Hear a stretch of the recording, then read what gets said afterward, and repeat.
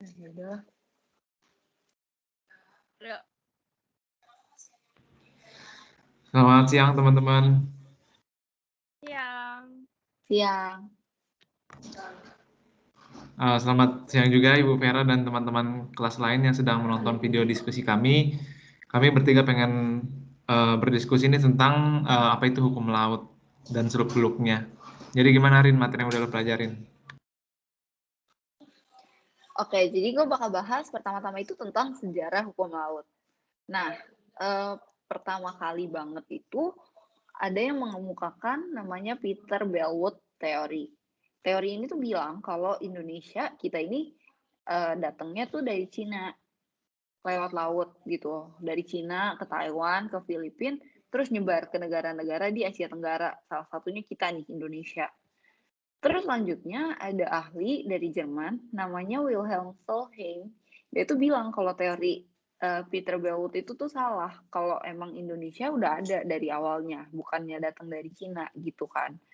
Dia kasih bukti bahasa dan budaya pottery atau bikin tanah liat itu sebagai yang ada di Indonesia sebagai bukti dari pertemuan budaya karena adanya hubungan perdagangan gitu. Teorinya si Wilhelm Solheim ini diperkuat lagi sama Charles dan Frances Pierce yang nunjuk bukti lain, yaitu adanya Spice Road atau jalur rempah di Indonesia. Jalur rempah ini kan lewat laut gitu, perdagangan rempah ke Eropa dan lain-lain gitu kan. Kalau misalkan di Cina ada Silk Road, di kita itu adanya Spice Road. Dan Spice Road ini tuh ada dari sejak zaman Eropa datang. Selanjutnya itu ada Samudra Raksa yang udah mulai berlayar dari sejak abad kedua dan ketiga sebelum Masehi. Yang padahal kalau mau dibandingin tuh ada Laksamana Cheng Ho dari Cina, dia itu kan terkenal kan ya, tapi dia baru mulai berlayar ngelilingin laut itu sejak abad ke-14. Jadi kalau dibandingin kita tuh udah mulai dari lebih awal gitu. Next, di zaman kerajaan-kerajaan di Indonesia itu kan ada kerajaan Sriwijaya, ada kerajaan Majapahit. Nah, kerajaan-kerajaan ini tuh berupa kerajaan maritim. Selanjutnya, pas masa kolonialisme Eropa, mereka ini juga kan datangnya dari laut gitu. Misalnya ada bangsa Portugal, ada Spanyol, ada Belanda gitu kan. Nah, si Spanyol sama Portugal ini sama-sama ngedukung teori Mare Clausum. Artinya laut itu tertutup, nggak bisa dikuasain sama pihak-pihak tertentu gitu. Terus kalau Belanda, ini dia nggak setuju sama teorinya Portugal sama Spanyol, jadi dia cari dasar-dasar hukum lain dan dia kemukain teorinya sendiri. Namanya Mare Liberum. Maksudnya laut itu terbuka, itu bisa dikuasain sama pihak-pihak tertentu gitu. Nah, di Indonesia sendiri ada evolusi hukum laut. Dari pertama itu mulainya dari masa pasca kemerdekaan. Di masa pasca kemerdekaan ini tuh laut teritorial kita cuma sebatas 3 mil dari darat. Ini tuh diukur karena 3 mil itu tuh jarak tembak meriam kan. Karena waktu itu masih dalam masa kolonialisme Eropa gitu. Terus setelah kita merdeka, ada menteri namanya Khairul Saleh yang nggak suka kalau Belanda masih aja mondar-mandir di Laut Jawa. Padahal kan posisinya kita udah merdeka, kita udah negara yang merdeka gitu, udah bukan di bawah jajahan Belanda. Makanya dia mau Laut Jawa ini dijadiin yang namanya Laut Pedalaman.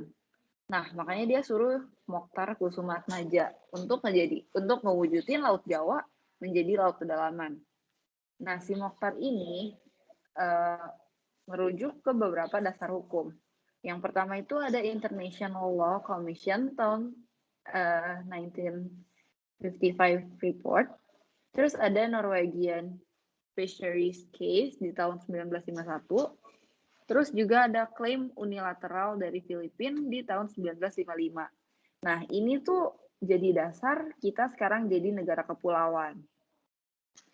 Nah, selanjutnya itu ada deklarasi Juanda. Jadi poin penting dari deklarasi Juanda itu, kita kan negara kepulauan gitu ya. Kita terpisah negara kita tuh terbentuk dari pulau-pulau dan di antara pulau-pulau ini ada laut. Sebelum deklarasi Juanda ini, laut tuh dianggap sebagai pemisah dari pulau-pulau di negara kita ini. Nah, setelah deklarasi Juanda, laut tuh kita pandang sebagai laut yang menyatukan pulau-pulau ini. Nah, itu makanya kita juga menjadi negara kepulauan gitu. Mengenai deklarasi Juanda ini, banyak negara-negara tetangga yang nolak. Bahkan banyak yang mempertanyakan deklarasi Juanda. Terus akhirnya Indonesia itu menggalang negara-negara kepulauan lain untuk buat konsep negara kepulauan juga. Sebenarnya kata-kata konsep negara kepulauan itu juga kurang tepat karena lebih tepat disebut sebagai prinsip. Misalnya yang tertulis dalam UNCLOS tahun 1982. Ini UNCLOS 1982 ini juga sering kita kenal sebagai konstitusi hukum laut yang udah diratifikasi di 88% negara di dunia. Nah, selanjutnya itu ada evolusi mengenai perluasan landas kontinen. Jadi di landas kontinen ini tuh kita punya hak berdaulat, yaitu hak untuk mengeksplorasi dan hak untuk mengeksploitasi gitu. Misalnya yang ada di bagian barat Aceh, di bagian utara Papua, dan di bagian barat Sumatera. Mengenai perbatasan laut kita, Indonesia tuh berbatasan dengan banyak negara gitu di berbagai sisi. Misalnya ada negara India, Thailand, Malaysia, Singapura, Vietnam, Filipina, terus ada negara Palau. Negara Palau ini di Kepulauan Pasifik. Terus ada Australia, Timor Leste, dan Papua Nugini. Mengenai perbatasannya itu ada yang udah diselesaikan dan ada juga yang masih dalam proses. Bahkan ada juga yang belum diselesaikan gitu mengenai masalah perbatasan negara. Nah, terakhir gue mau bahas mengenai dasar perundingan hukum laut.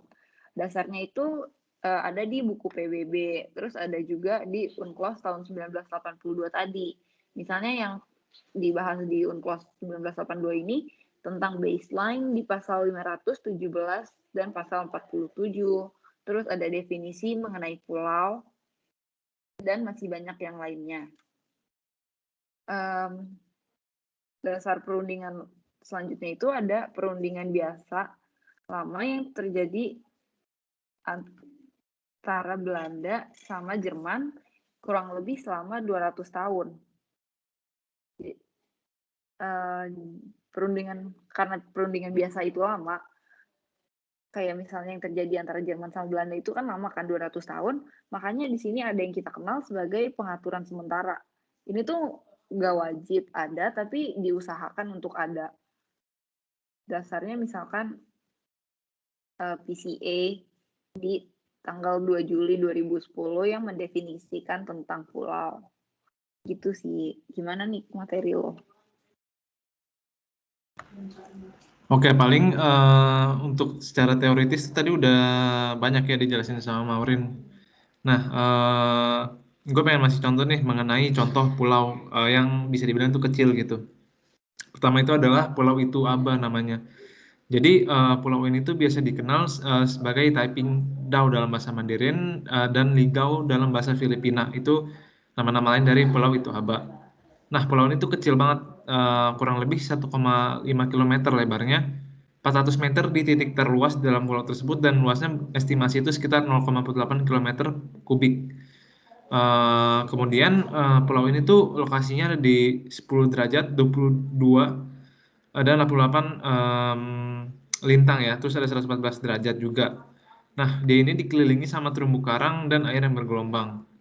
Untuk Pulau Itu Aba ini dikuasai pertama kali oleh Taiwan dan sampai sekarang juga masih ya dikuasai oleh negara Taiwan di situ dan biasanya itu sekarang dijadikan sebagai objek wisata. Nah, selain dari Pulau Itu Aba ini tuh masih ada contoh-contoh lain, misalnya Titu Island dan Spratly Island. Nah, tadi ada sampai disinggung mengenai PCA ini yang memberikan pandangan hukum yang jelas terhadap karang. Misalnya Mischief Reef, Second Thomas Shoal, dan Subi Reef. Jadi ketiga karang ini tuh nggak mempunyai zona maritim. Ketiga pulau ini sama sekali nggak punya zona maritim.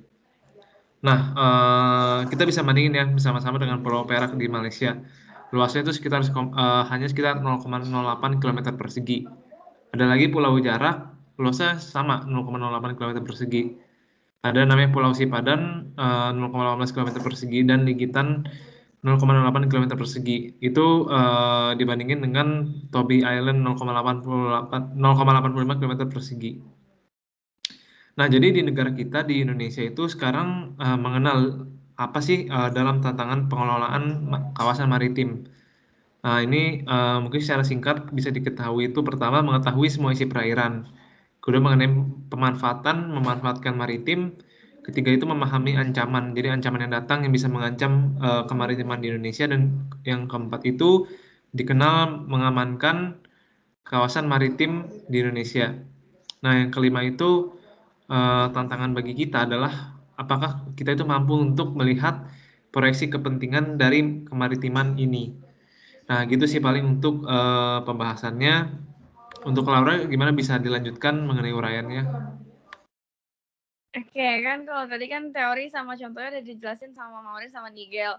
Nah, kalau bagian gue di sini tuh ada tentang pertanyaan-pertanyaan yang diajuin sama kayak mahasiswa-mahasiswa gitu.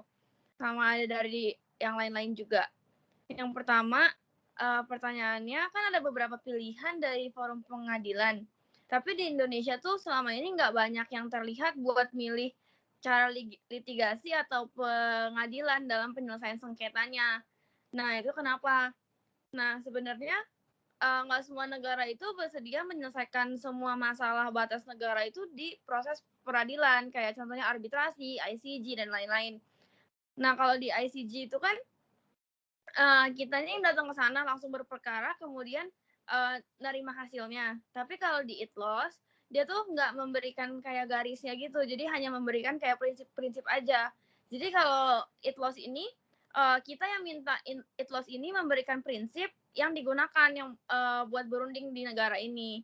Nah, ITLOS ini tuh merupakan inovasi baru dalam konvensi hukum laut UNCLOS yang udah dilaksanakan. Misalnya itu konsiliasi antara Australia dan Timor Leste mengenai batas landas kontinen dan ZEE mereka.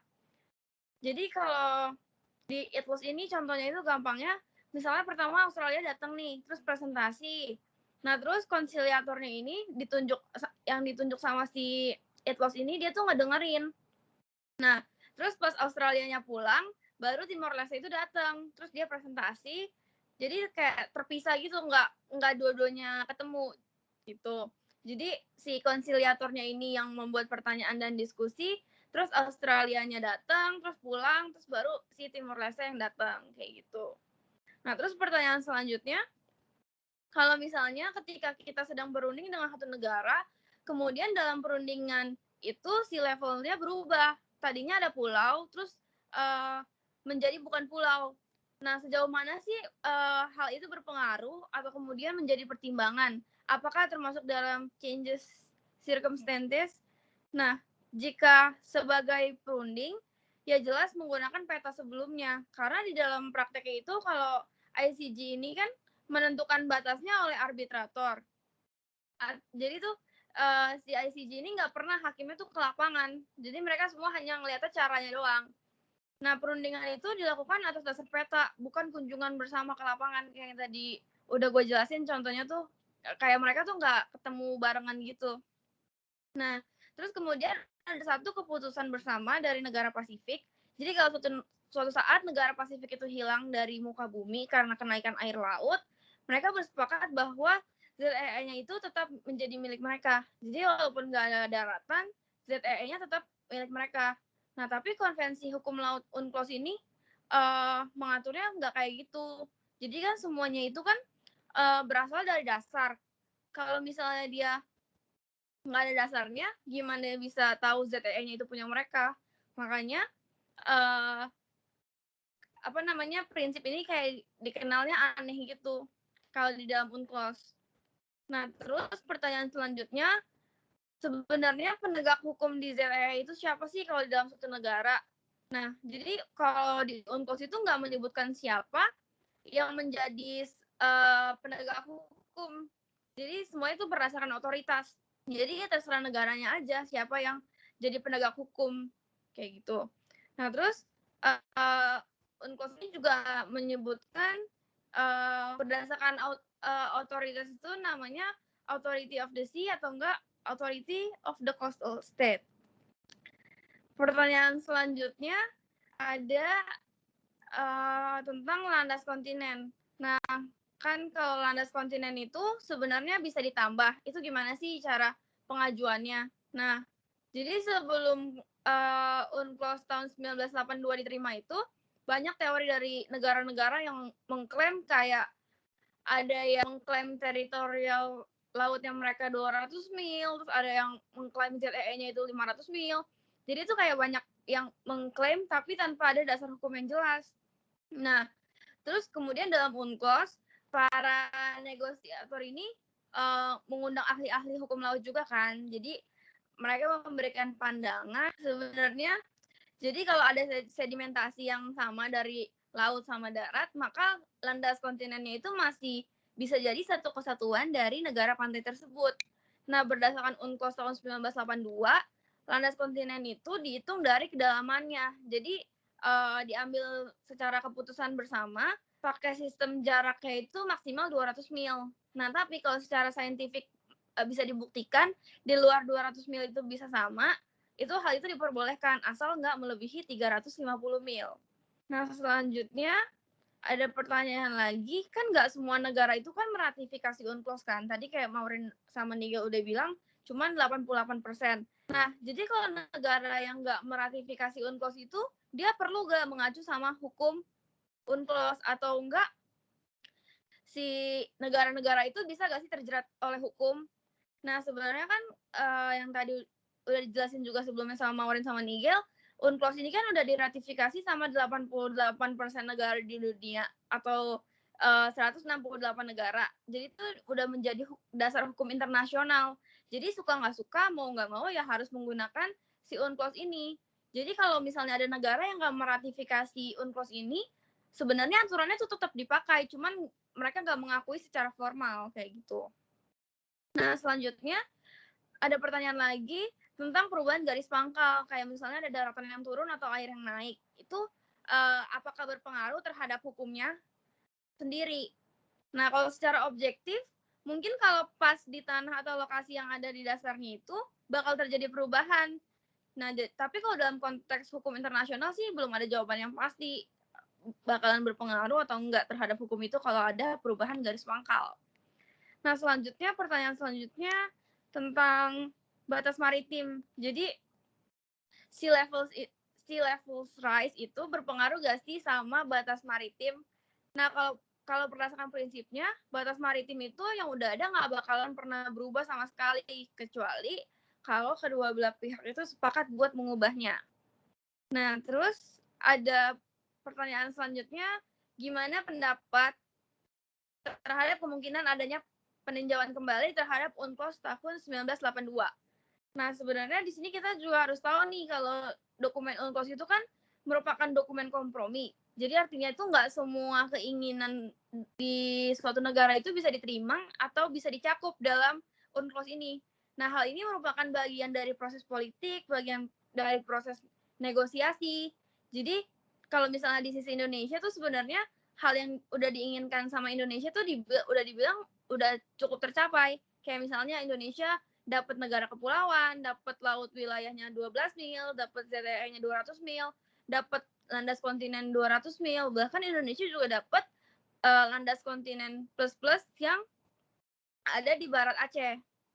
Sedangkan kalau kita lihat dari negara di Malai misalnya, mereka tuh kayak nggak puas karena misalnya kayak di negara di Sarawak sama peninsula itu harus dipisah. Terus ada juga Singapura yang nggak puas sama UNCLOS karena dia tuh ngerasa posisinya tuh juga terjepit gitu di antara negara-negara yang lain. Jadi kalau menurut guru besar yang ini, kalau UNCLOS di review ulang pun belum tentu reviewnya ini tuh bisa jadi lebih baik kayak gitu. Nah, terus pertanyaan selanjutnya, kalau di Indonesia itu kan banyak pulau yang terurus maupun yang nggak terurus. Nah, kalau menurut hukum itu boleh nggak sih pulau itu dijual dan dikuasai oleh seseorang secara hukum? Nah, kalau di beberapa negara pulau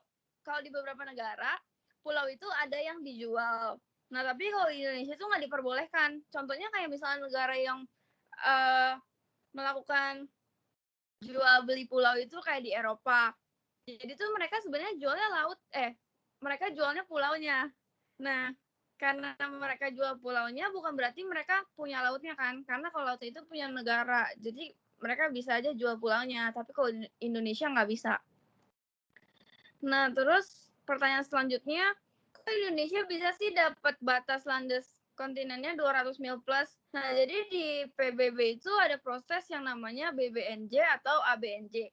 Jadi di luar 200 mil itu, landas kontinen udah diatur sama PBB. Nah, yang jadi masalah, gimana sih kehidupan biologis yang ada di atas landas kontinen tersebut atau enggak yang ada di luar 200 mil tersebut. Nah, itu tuh siapa kehidupan biologis yang ada di situ. Kalau menurut negara berkembang, itu semua punya umat manusia. Jadi nggak bisa diambil untuk kepentingan perekonomian. Sedangkan kalau menurut negara maju, itu tuh freedom. Jadi bisa diekstrasi, bisa dibuat paten, bisa dibuat industri, bisa dijadiin kegiatan ekonomi. Jadi misalnya kayak pemikiran di sana tuh kalau di negara-negara maju kalau ada misalnya bahan-bahan biologis misalnya yang bisa buat ini nih nyembuhin COVID. Nah, itu sebenarnya kita bisa aja buat dipakai buat kepentingan ekonomi kalau menurut negara maju. Nah, terus kalau di Indonesia tuh punya batas landas kontinen yang panjang banget di Samudra Hindia 200 mil. Tapi kita juga punya area di luar 200 mil laut tersebut. Nah, kalau di luar 200 mil tersebut kan kalau misalnya tadi ada biota laut yang hidup, itu milik siapa? Nah, sampai sekarang tuh hal itu belum terjawab. Kayak masih nggak jelas gitu punya siapa. Nah, terus yang terakhir, ada pertanyaan, apa kabar tentang Maritim Global Fulcrum? Terus gimana perkembangannya? Kalau dari segi geostrategi di negara-negara kawasan kita kan udah ada perundingan yang sangat dalam. Kalau dari strategi keamanan, ada suatu kegiatan kemaritiman yang semakin meluas, misalnya dari sisi environment yang dilakukan di kawasan Asia Tenggara. Kayak gitu. Kalau dari gue itu aja sih materinya. Mungkin ada lagi yang perlu disampaikan mungkin. Oke, sepertinya udah cukup ya untuk materi hukum laut ini diskusi kita.